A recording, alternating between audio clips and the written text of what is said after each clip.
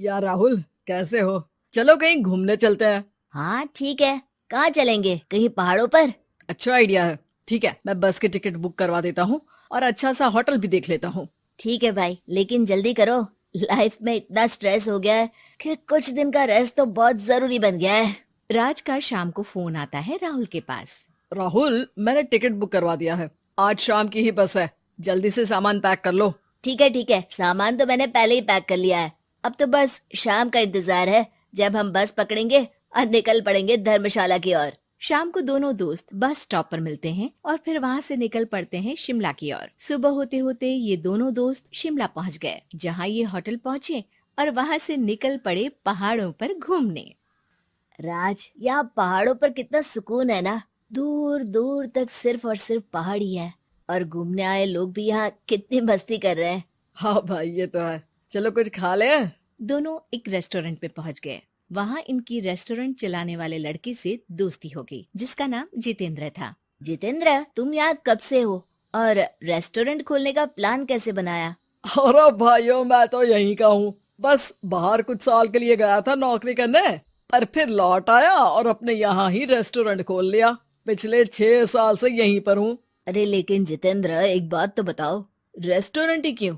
कुछ और काम क्यों नहीं? और भैया, अपना तो ये मानना है कि आदमी दुनिया में कहीं भी हो लेकिन उसे भूख तो लगेगी ही, और इसके लिए उसे खाना तो चाहिए ही।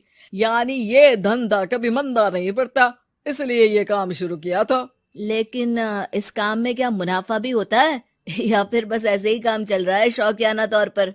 और अरे क्यों नहीं भैया, काम तो हो ही रहा है, और मुनाफा नहीं होता तो ये 10 लोगों का स्टाफ कैसे रख लेता। वैसे आप भी क्यों नहीं इस बिजनेस में हाथ आजमाते हो? हाँ, आइडिया तो अच्छा है, लेकिन हम लोग तो सिर्फ यहाँ घूमने आए हैं और हमारे पास इतने पैसे भी नहीं है। और अब पैसों की चिंता क्यों करते हो? सिर्फ 5 लाख रुपए लगा कर भी आप काम शुरू कर सकते हो। अच्छा, वो कैसे? अरे आप रेस्टोरेंट में मेरे पार्टनर बन जाइए। जो मुनाफा होगा वो आधा आधा बांट लेंगे। राज को ये सुनकर अच्छा तो लगा, लेकिन राहुल को इस ऑफर में कुछ दिक्कत लगी। उसने कोने में ले जाकर राज को समझाना शुरू किया। अरे राज, पागल मत बन। हम सिर्फ यहाँ घूमने आए हैं, ये ऑफर के चक्कर में क्यों पड़ रहे हो? कुछ काम शुरू ही करना होगा तो दिल्ली में शुरू करेंगे, यहाँ शिमला में क्यों? अरे बेवकूफ, दिल्ली में 5 लाख रुपए में कौन सा काम शुरू करेंगे? यहाँ शिमला में इतने कम पैसों में काम शुरू कर लेंगे और 1 साल में मुनाफा लेकर वापस भी चले जाएंगे। ओहो, अरे भाई, तुम्हें जो करना है करो, लेकिन मैं इस बिजनेस में तुम्हारा साथ नहीं दे सकता। याद रखो, हम यहाँ सिर्फ घूमने आए हैं, कोई बिजनेस करने नहीं। और इस जितेंद्र पर वैसे भी मुझे ज्यादा भरोसा नहीं हो रहा है। अरे तुम्हारी यही तो दिक्कत है, तुम्हें किसी पर भी भरोसा नहीं होता, लेकिन मुझे तो है। मुझे पता है कि इतने कम पैसों में मुझे जितेंद्र अपना बिजनेस पार्टनर बना रहा है। अरे लेकिन क्या गारंटी है कि पैसे लेने के बाद जितेंद्र तुम्हें बेवकूफ नहीं बनाएगा? अरे मुझे तो है, मैं कुछ नहीं जानता। मुझे सिर्फ ये पता है कि जितेंद्र मेरे बारे में ज्यादा ना जानते हुए भी मुझ पर कितना भरोसा कर रहा है। मुझे तो लग रहा है कि इसके पीछे उसकी मंशा ठीक नहीं है। बाकी तुम्हें जो ठीक लगे वो करो। मैं तो आज शाम की ही बस से वापस जा रहा हूँ। ठीक है, तुम चले जाओ, लेकिन याद रखना कि आज के बाद मुझसे कभी बात करने की कोशिश मत करना। राहुल गुस्से में वहाँ से चला जाता है।